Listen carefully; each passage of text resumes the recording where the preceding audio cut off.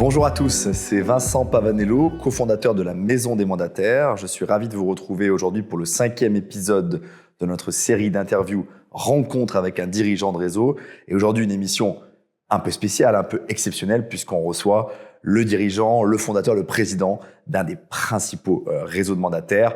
Allez, sans suspense, nous recevons Gabriel Pacheco, cofondateur et aujourd'hui président du réseau Safety. Oui, exceptionnel, on verra, mais non, faire ça en toute simplicité. Écoute, je te mets un peu de pression, comme ça tu vas être obligé d'être super bon. Non, mais évidemment, ton parcours, le réseau que tu as créé avec tes cofondateurs, ses ambitions, ses outils, ça intéresse beaucoup notre communauté, donc je suis ravi de te retrouver ici. Je te propose un entretien en 3 temps. Une première partie sur Safety, l'historique de Safety. C'est un réseau qui a déjà un peu plus d'une dizaine d'années, tu nous en parleras. Son actualité, où tu en es aujourd'hui, comment tu arrives à distinguer Safety des autres réseaux, c'est quoi les éléments de différenciation, ça intéresse beaucoup notre communauté. Et puis ses ambitions, son avenir, ça c'est la première partie. La deuxième partie un peu plus personnelle, ton parcours d'entrepreneur et surtout, qu'est-ce que tu en as retenu, c'est quoi les valeurs qui te paraissent être les bonnes valeurs d'un entrepreneur et comment tu les infuses au sein de ton réseau, dans tes équipes, au siège. Et puis une troisième partie sur le marché et puis aussi ta vision de l'agent immobilier de 2030, de 2040. Des questions pas faciles, mais des questions intéressantes. Donc, si tu en es d'accord, allons-y franchement. Safety, en quelques mots, le début de l'histoire, si on se remet une décennie auparavant. Alors, le début de l'histoire, c'est d'abord une histoire de projet quelque part, hein. C'est-à-dire que on n'est pas le premier réseau de mandataires à avoir été créé. Certains ont été créés quelques années avant nous. Et moi, j'ai eu la chance de découvrir un moment ce modèle que j'ai trouvé absolument épatant et extraordinaire. Alors aujourd'hui, c'est un modèle qui est rentré dans les mœurs, hein. C'est pas à toi que je vais dire ça, parce qu'aujourd'hui, les mandataires, c'est 20% du marché intermédiaire, mais à l'époque, c'était tout petit. Et j'ai été fasciné, on va dire, par le modèle à la fois sans agence, qui va employer, entre guillemets, des indépendants, et qui va mettre en place des formations et de la tech à leur disposition. Donc d'abord, c'est l'histoire d'une fascination autour d'un projet. Ensuite, c'est une histoire de rencontre. Moi, je travaillais déjà avec une des deux cofondateurs, donc cofondatrice Sandra Françonnet. Hein, je pense que j'en parlerai plus tard, puisque j'ai eu une première aventure entrepreneuriale avec elle notamment.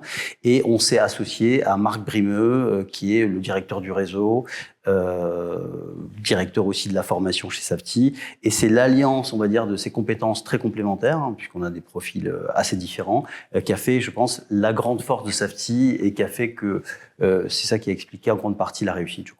Et ça prend tout de suite ou ça met quelques années à se mettre en place? C'est quoi ton regard là, avec un peu de recul sur les premières années du réseau Safety? Créer un réseau, c'est toujours difficile et compliqué, surtout quand on part de zéro, quand personne ne vous connaît. Et donc, forcément, ça prend du temps. D'ailleurs, on le constate aussi à l'international, hein, on en parlera aussi, mais on est présent en Espagne, au Portugal, et puis depuis peu en Allemagne, bientôt en Italie. Et construire un réseau, quel que soit le pays, ça prend du temps. Le temps que les gens vous fassent confiance, que les bons conseillers vous rejoignent, le temps que les clients vous fassent confiance, le temps que vous trouviez les bons partenaires et la bonne alchimie. Et alors, le décollage, on va dire, si tu devais le dater par rapport à la naissance, c'est quoi? Il faut 3-4 ans où tu sens vraiment que ça part et que les gens commencent à identifier Safety comme un endroit où ils pourraient travailler? Bon, ça a pris 2 ans, disons. Ok, 2 ans. Okay. Le tout début, c'était 2 ans. Et puis, il y a eu une vraie montée en puissance au bout de 4 ans, puisque c'est là qu'on a commencé à faire de la pub télé, au début de l'année 2015. Et c'est vrai que ce choix-là, qui était un choix qui était assez osé, hein, pour l'époque, puisque Safety, on était encore tout petit, on faisait une dizaine de millions d'euros de chiffre d'affaires. C'était osé, mais ça nous a propulsé dans une autre catégorie. Hein, et aujourd'hui, on est très largement le premier réseau en termes de notoriété parmi les réseaux de mandataires. On a près d'un Français sur 2 qui nous connaissent. Mais ce choix-là était un véritable accélérateur de crédibilité pour les candidats, de fierté pour les conseillers et aussi de crédibilité pour les clients finaux, acheteurs comme vendeurs. Ok, et donc entre 2015 et aujourd'hui, les dates clés, les chiffres clés, peut-être en nombre de mandataires, en chiffre d'affaires, en nombre de transactions, je te laisse libre des indicateurs, mais pour qu'on comprenne le chemin entre 2015, le déclenchement, l'accélération, et puis aujourd'hui. En 2015, quand on a accéléré, on avait 600 conseillers. Donc, un an plus tard, on a atteint notre millième conseiller en 2016. 2018, c'est le début de l'international avec le lancement en Espagne.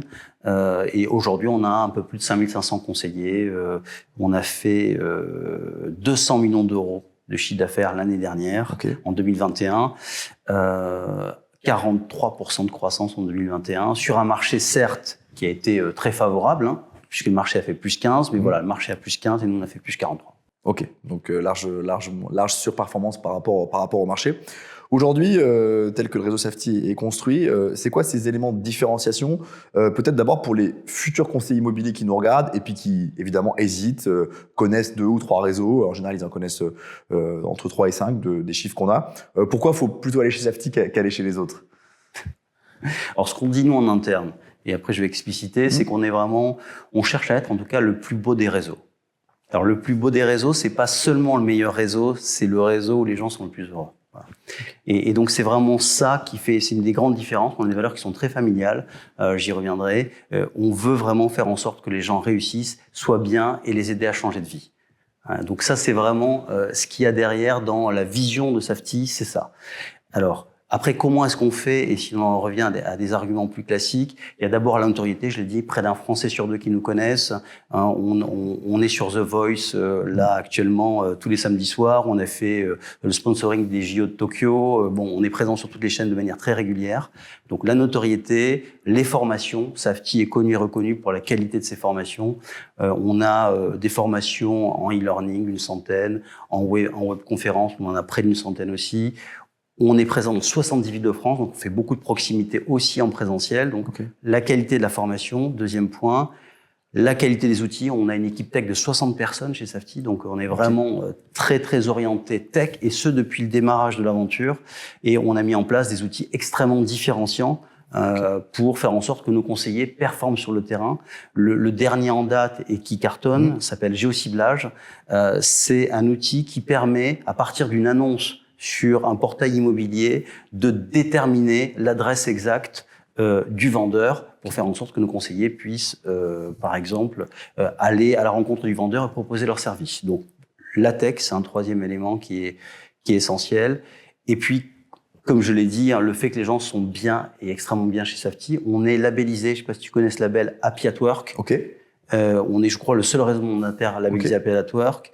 On a plus de 90% de recommandations de la part de nos conseillers. Ok, donc tu mesures ça au fur et à mesure du temps On mesure ça, on le fait généralement une fois par an. Ok, une fois par an. Une fois par an, 90% de recommandations. Et puis peut-être la preuve concrète que chez Safety, on aide nos conseillers à réussir au mieux, c'est que tu as interviewé récemment Benoît Maton, qui a fait 726 000 euros de chiffre d'affaires. On a chez Safety une cinquantaine de personnes qui font plus de 300 000 euros de chiffre d'affaires. Ok. 50, ok. Et on a, pour faire simple, environ 500 personnes qui font plus de 120 000 euros de chiffre d'affaires. Ok. Et si je prends même les 50 premiers qui font plus de 300 000 euros de chiffre d'affaires, on en a un qui est issu du monde de l'immobilier. Les 49 autres nous ont rejoints de divers horizons, d'horizons commerciaux. Il y a d'anciens profs des écoles, il y a des agriculteurs, il y a vraiment de tout. Mais le point commun, c'est qu'ils ne venaient absolument pas à l'immobilier il y a 3 ans, 4 ans, 5 ans, 6 ans. Et donc, c'est chez Safety, grâce à nos formations, grâce à nos outils, grâce à la confiance réciproque qu'on a avec eux, qui sont montés en compétences et qu'ils ont réussi à atteindre ces performances totalement exceptionnelles. Voilà. Ok. Et ce qui fait aussi tout cet écosystème et cette réussite-là, c'est aussi la qualité des salariés de chez Safety. On a, je parle pour la France, 200 personnes au siège à Toulouse, avec une grande stabilité des équipes. Je parlais de Sandra et de Marc. On travaille toujours ensemble, ça fait presque 12 ans maintenant. On a des équipes qui sont d'une grande stabilité, très très peu de turnover parmi les équipes salariées, et vraiment des gens qui sont focusés sur un seul objectif, faire réussir nos conseillers, faire en sorte que nos conseillers changent de vie et aient la vie qu'ils méritent et dont ils ont envie. Ok, non, mais j'allais te poser la question sur le siège, effectivement, parce que tu as parlé de 60 personnes à la tech. Ouais. Donc sur les 200, les 140, j'allais dire un petit peu qu'est-ce qu'ils font, parce que c'est intéressant, et surtout, qu'est-ce qu'ils font pour les conseillers qui rejoignent. Est-ce que j'imagine il y a une assistance quasiment, peut-être pas 24/24, mais assez disponible pour aider ces personnes en reconversion. Si tu as 1 ou 2 exemples de services qui sont rendus par le siège, où tu te dis ça c'est un vrai plus chez Safety que les autres font pas aussi bien sur le thème, le siège accompagne les conseillers. Après, moi, je suis difficilement dans la comparaison avec les autres réseaux, d'abord parce que je les connais pas tous suffisamment bien. Moi, ce que je vais mettre en avant, c'est les points forts de Safety. Bien sûr. Peut-être que d'autres le font aussi bien que nous, et tant mieux. Mais en tout cas, nous, on le fait très bien et nos conseillers nous le disent qu'on le fait très bien. Donc, on a une équipe de coachs d'une 30aine de personnes qui suivent de manière régulière les conseillers, qui les coachent sur leur activité, qui ont accès à une analyse de leur activité de manière très régulière et ça leur permet de voir, tiens, là, tu devrais prendre peut-être un peu plus de mandats, tu devrais davantage renégocier tes mandats, tu devrais faire tel ou tel type d'action, ou tu prends des biens qui sont un peu surévalués par rapport au niveau de marché actuel sur ta zone, etc. Donc, une 30aine de coachs, une 15aine de formateurs, une hotline téléphonique, 5 jours sur 7, de 9h à 18h pour aider nos conseillers au quotidien. Donc, une équipe, on va dire, formation au sens large et accompagnement d'une 60aine de personnes aujourd'hui. Une équipe marketing de 15 personnes qui sont là aussi à la disposition de nos conseillers en permanence. Et ce qui fait aussi la différence, parce que je pense qu'il n'y a aucun autre réseau qui fait ça à ce niveau-là, ce sont les événements Safety. On organise, on va dire, des régionales, des mini-conventions régionales. D'ailleurs, aujourd'hui, il y en a une à Dijon. Je peux pas y être puisque je n'ai pas encore le don d'ubiquité et je suis à Paris avec toi. Mais où on attend des conseillers, on remet des prix régionaux. Nous, cofondateurs, on se déplace en région. On a un club excellence avec les 400 ou 500 meilleurs conseillers. Cette année, on les amène à Rome. 3 jours à Rome, tout frais payé par Safety. Parce que, d'abord, c'est pour les récompenser de leur performance, pour faire ces chiffres-là, il faut à peu près faire 140 000 € de chiffre d'affaires annuel. Okay. Et aussi parce que c'est important qu'il y ait une vraie synergie entre eux, qu'ils se connaissent et qu'ils puissent faire des affaires entre eux. Okay. On connaît certains conseillers Safety qui nous racontent ces moments d'échange et effectivement, je peux témoigner sur le fait qu'effectivement, c'est quelque chose qui compte beaucoup. En tout cas, quand ils parlent du réseau, ils le mettent en avant. Donc ça, je trouve ça, je valide, voilà, s'il a été besoin, à partir de discussions que j'ai eues avec des conseillers. Je voulais rebondir sur le sujet, effectivement, du nombre de personnes au siège versus le nombre de conseillers. Ça, c'est un indicateur que les futurs mandataires ont intérêt à regarder. Je sais qu'il est très bon chez vous. En tout cas, il y a beaucoup de gens au siège et qui sont là en soutien. Donc, je voulais aussi que tu nous dises un mot. Merci pour ce que tu viens de dire. Si on parle un peu de l'avenir, du futur de Safety, un fonds d'investissement est venu en soutien des fondateurs, mais j'aimerais que tu rappelles quand même aujourd'hui que vous êtes encore majoritaire. Je te laisserai expliquer, mais je pense que parmi les réseaux et les top réseaux, il n'y en a pas encore beaucoup qui sont dirigés par les fondateurs, qui eux-mêmes sont encore majoritaires. Donc, c'est une spécificité, peut-être tu peux y revenir. Et puis, deuxièmement, avec ce fonds d'investissement, les ambitions, l'Europe, les outils, si on devait tracer la feuille de route des 3 ans à venir ou 5 ans à venir de Safety, ce serait quoi les grands points pour les gens qui vont rejoindre Safety dans les mois à venir? Que de questions. Oui, alors, je crois que des réseaux qui sont encore dirigés par ces fondateurs, à ma connaissance, parmi les 7-8 principaux réseaux, il n'y en a pas. Il n'y en a pas d'autres. Je crois que c'est la première chose. Et des réseaux dirigés par des gens qui sont de fait majoritaires, il y en a très très peu aussi. Donc pour nous, c'est important d'abord de continuer à être là, parce que c'est nous qui insufflons. Safety, c'est nous. C'est nous, Sandra, Marc et moi, et puis cette équipe de 200 salariés, 40 managers associés aussi au capital. Ça, c'est aussi quelque chose d'important, c'est-à-dire ce partage de la valeur aussi au sein des équipes de Safety.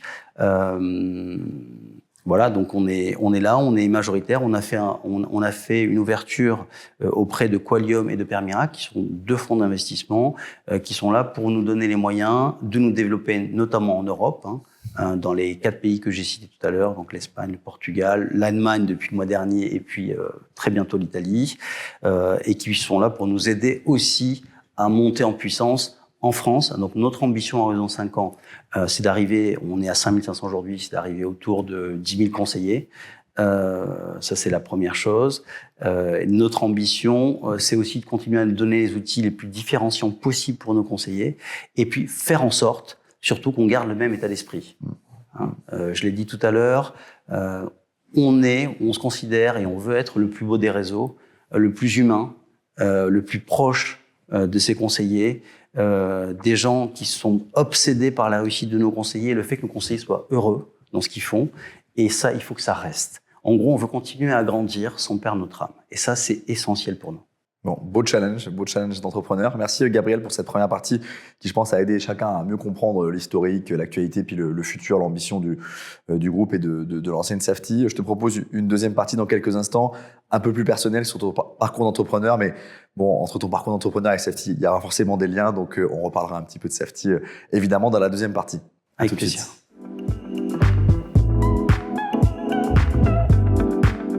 On est de retour avec Gabriel Pacheco, président du réseau Safety, pour la deuxième partie de cette émission Rencontre avec un dirigeant de réseau.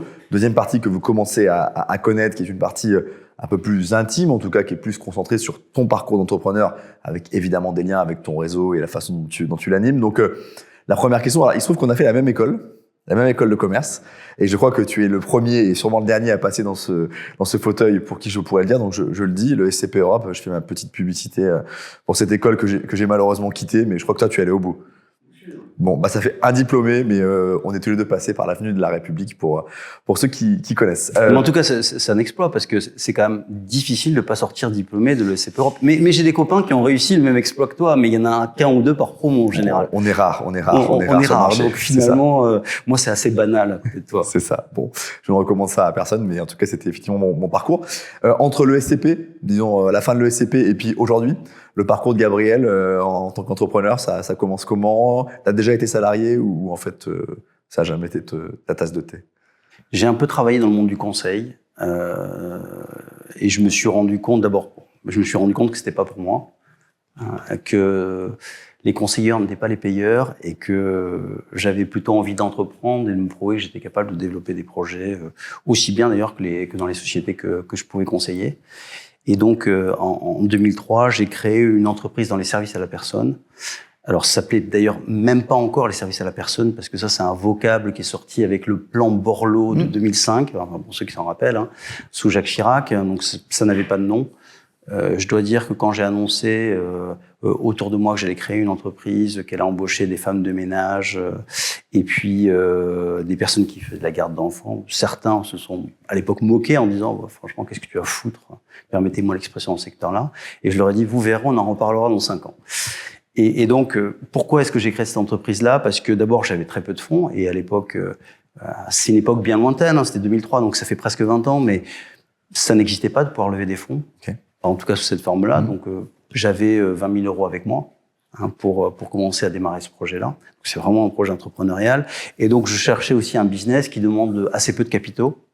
Donc c'était la première chose. Et ensuite, pourquoi les services à la personne? Parce qu'il y avait très peu d'entreprises à l'époque. Il me semblait que c'était une activité où il y avait une aide d'État avec des réductions d'impôts, avec une TVA à taux réduit, etc. Et je me suis dit qu'il y avait un vrai marché à prendre, notamment auprès des cadres parisiens qui avaient envie d'externaliser ce genre de service. D'ailleurs, tu étais basé à Paris à cette époque-là? J'étais basé à Paris. Okay. Tu as monté la boîte à Paris? J'ai monté cette boîte à Paris.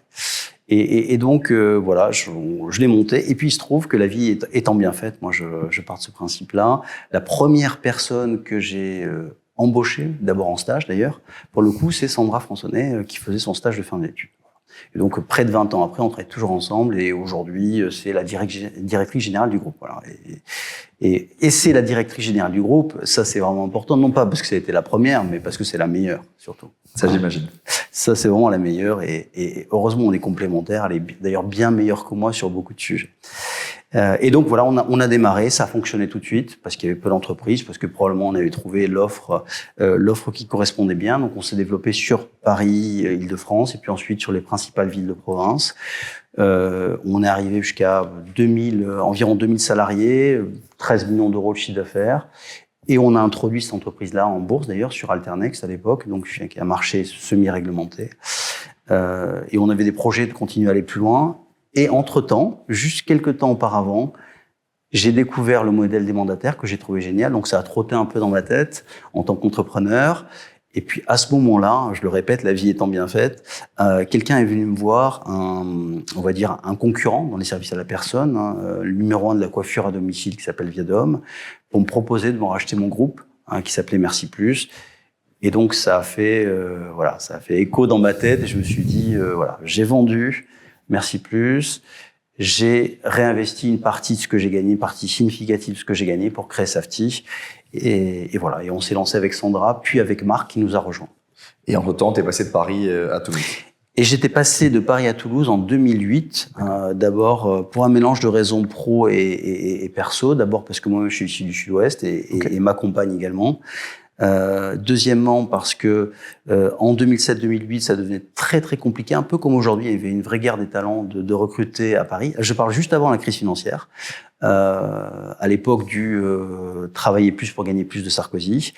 Et je m'étais dit que pour recruter des compétences, ça valait le coup, et mieux les fidéliser aussi, ça valait le coup d'être plutôt dans une grande ville de province qu'à Paris. Donc on a switché le siège de Paris à Toulouse à ce moment-là, et ça a été là encore un véritable accélérateur de croissance pour la structure. Et le siège de Safety, pour ceux qui ne le savent pas, est aujourd'hui à Toulouse. Donc, et aujourd'hui à Toulouse. Donc on est resté à Toulouse. Tu n'es jamais revenu. Je ne suis jamais revenu à Paris, si ce n'est pour ce genre d'entretien. Eh ben, on est ravis de t'accueillir quand tu reviens. Au cours de ces 20 années d'entrepreneuriat, quasiment, bientôt, tu vas fêter ça bientôt. Désolé, je veux pas ça me rajeunit pas. Mais bon, je souhaite à tout le monde 20 années d'entrepreneuriat comme les tiennes, franchement, sans flagornerie. C'est quoi les valeurs parce que j'imagine que t'as appris sur toi-même, t'as rencontré des gens avec qui t'as travaillé, t'as rencontré d'autres entrepreneurs, parce que quand on est chef d'entreprise, on rencontre d'autres chefs d'entreprise. C'est quoi le dénominateur commun des entrepreneurs qui réussissent? Si tu devais le résumer à quelques valeurs ou quelques techniques ou quelques méthodes, qu'est-ce que t'as appris? Et si, allez, et d'ailleurs, c'est un peu parfois, je pense que les mandataires qui arrivent chez Safety te posent plus ou moins la question, et beaucoup de gens qui nous regardent se la posent. Ok, je deviens entrepreneur, à quoi est-ce qu'il faut que je sois vigilant? Et c'est quoi les clés du succès s'il y en a? Peut-être qu'il n'y en a pas. Je crois que l'entrepreneur, il doit avoir la vision. Ça, c'est la chose la plus importante. Il doit avoir la vision. Deuxièmement, c'est quelqu'un qui est capable de gérer de l'incertitude en permanence. C'est-à-dire une véritable agilité intellectuelle qui permet en fait de faire évoluer ses plans en continu et de manière très très rapide. Ça, c'est des éléments qui sont vraiment pour moi absolument essentiels à l'entrepreneur. Et puis l'entrepreneur, c'est quelqu'un qui a une capacité à décider. Ça paraît évident, mais en fait, c'est pas fait pour tout le monde. Capacité à décider. Quelque part, aimer décider, aimer faire une analyse rapide des choses, aimer trouver, voilà, qu'est-ce qui est essentiel, qu'est-ce qui est accessoire, savoir prendre une décision et la prendre aussi. Moi, j'ai quelqu'un qui est proche qui dit un chef, ça doit cheffer, quoi. Et qu'est-ce que ça veut dire cheffer? Ça veut dire prendre des décisions. Donc c'est ces qualités-là qui font vraiment entrepreneur avant tout. Ensuite, il faut que ce soit quelqu'un, en tout cas, qui ait une capacité, je pense, de management, qui soit quelqu'un d'humain, parce que sans ça, il peut attirer des gens, mais il ne les gardera pas. Donc parce que on peut tromper quelqu'un pendant quelques jours ou quelques mois, on peut pas tromper quelqu'un pendant des années.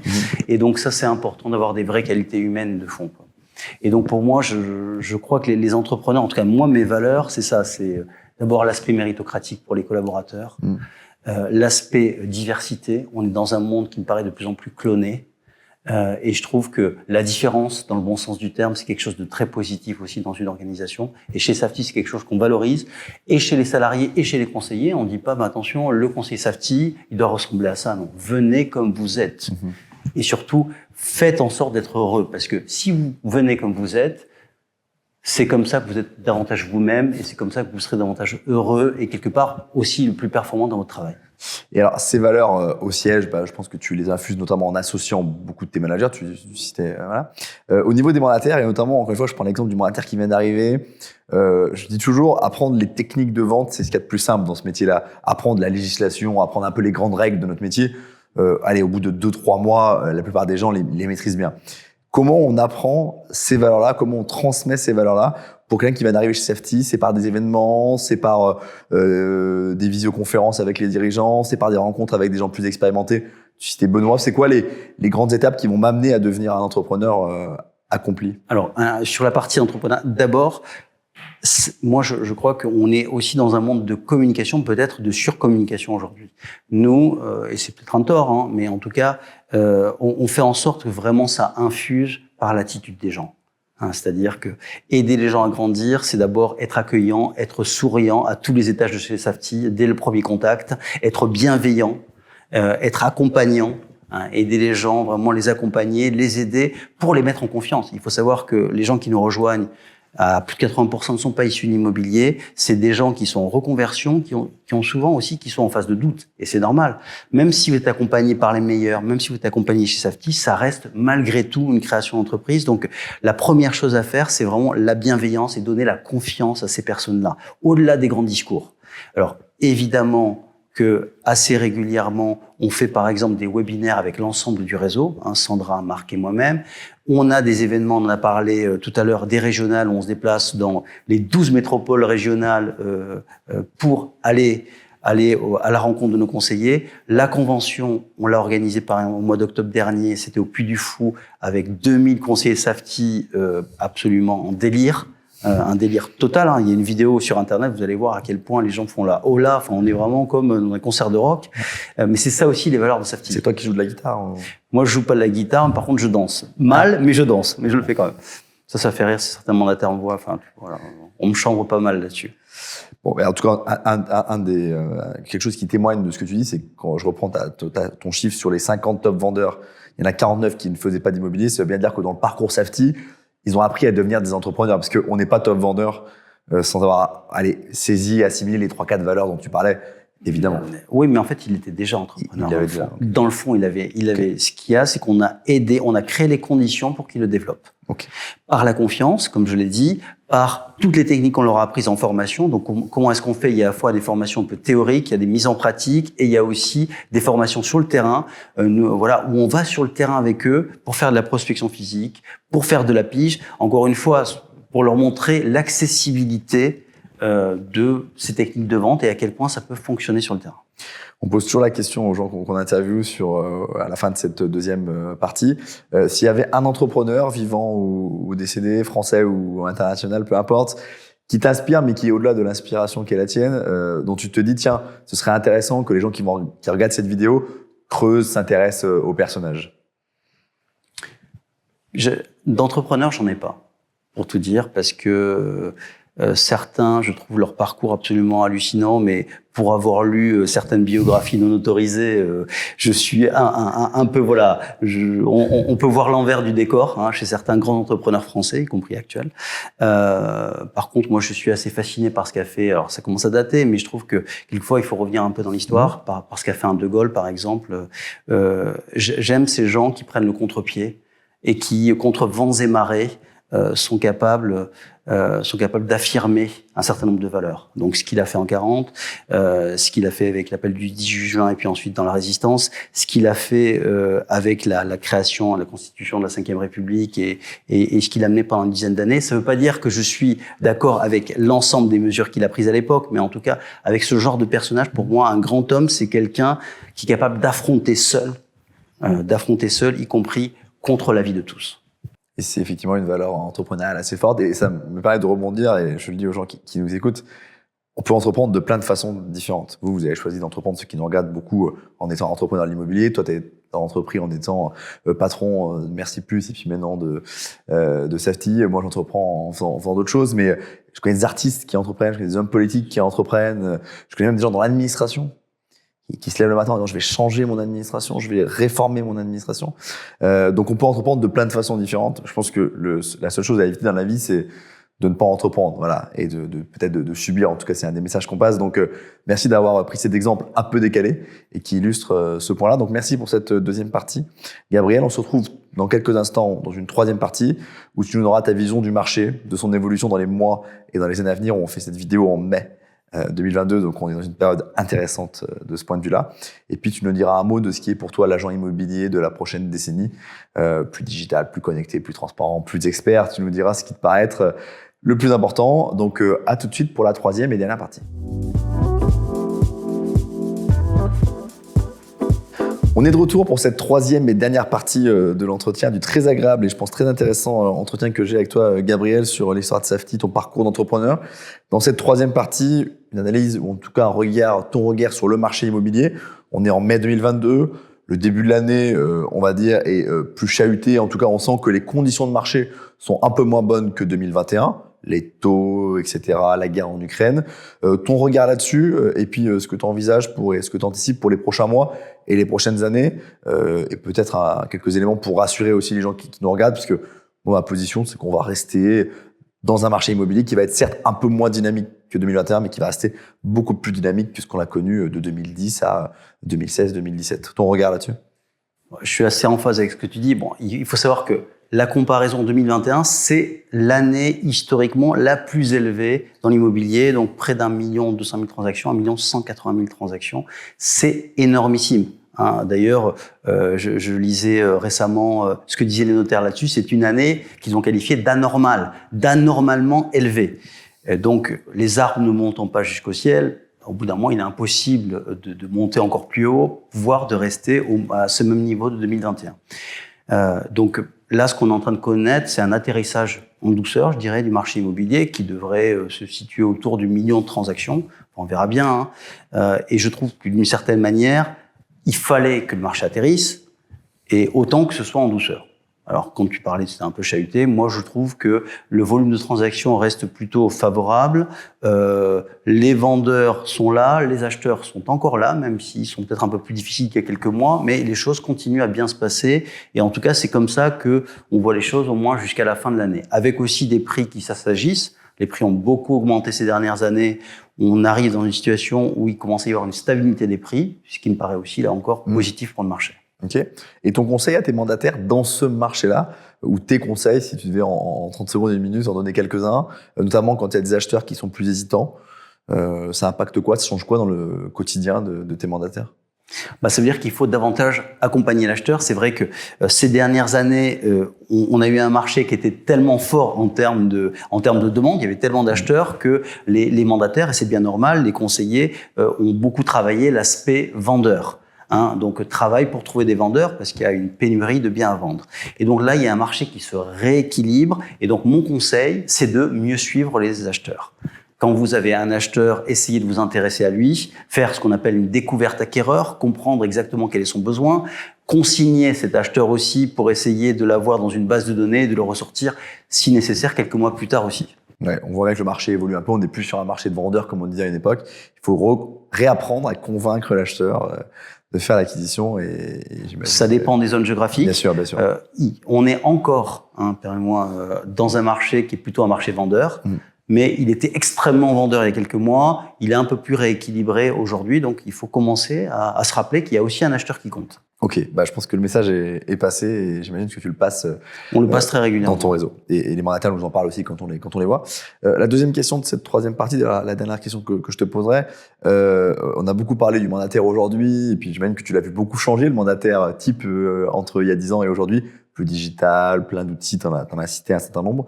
Comment tu vois ce métier évoluer dans les 10, 20 prochaines années et comment Safety se prépare à équiper l'agent immobilier de la prochaine décennie? Alors évidemment, ça paraît évident à tous, mais c'est un agent immobilier qui sera de plus en plus connecté et digitalisé. Comme je le dis, on a des équipes tech d'une 60aine de personnes chez Safety, des gens qui réfléchissent aussi en permanence aux outils du futur.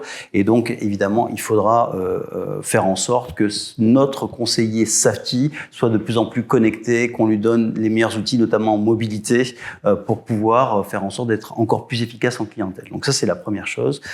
Mais de manière générale, je pense que le conseiller immobilier devra, et ça reboucle avec ce qu'on disait tout à l'heure, de plus en plus être entrepreneur.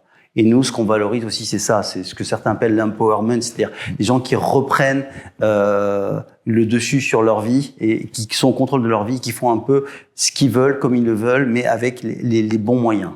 Donc vraiment, un caractère très entrepreneurial, qu'on met beaucoup en avant aussi chez Safety parce que avec des gens de plus en plus agiles et autonomes. Et puis troisièmement, après on en revient aux fondamentaux et ça, je crois que ça ne changera pas. C'est le sens du service client, au service du vendeur, au service de l'acheteur et le côté humain. Ce qu'on cherche. Et c'est pour ça que l'agent immobilier va survivre. Et certains vont dire, est-ce que les agents immobiliers vont être remplacés? Mais absolument pas. Ce qu'on cherche, c'est de l'humain. Quand vous achetez un bien immobilier à 200 000 euros, 300 000 euros, et que c'est la décision de votre vie, ou en tout cas de votre décennie, c'est important d'avoir quelqu'un de confiance face à vous et quelqu'un qui vous comprend. Donc ça va rester quelque part. Et pour moi, c'est important, je l'ai dit. Safety, c'est un réseau humain avant tout. Et c'est un métier qui va rester un métier humain. Ceux qui croient que ça va devenir un métier de robot se trompent absolument et vont dans le mur. Bon, c'est enthousiasmant. C'est une bonne nouvelle pour ceux qui peut-être étaient inquiets. Je ne le suis pas du tout sur ce point-là. Et tu as raison. Et pour connaître aussi dans mon entourage comme dans le tien, des gens qui achètent, qui vendent en ce moment, qui se posent des questions, ils ont bien besoin d'humains. Et dans 10 ans, dans 20 ans, dans un siècle, je vois pas pourquoi ça changerait. Au contraire. Bon, merci beaucoup Gabriel pour merci à toi, ces 40 minutes passées ensemble. Je pense que c'était utile et je pense que c'était instructif pour les gens. Ces contenus, ça s'adresse aux gens qui hésitent à devenir mandataires, aux gens qui ont pris la décision de devenir mandataire mais qui hésitent encore sur le nom du réseau et c'est normal et c'est bien qu'il y ait plusieurs offres.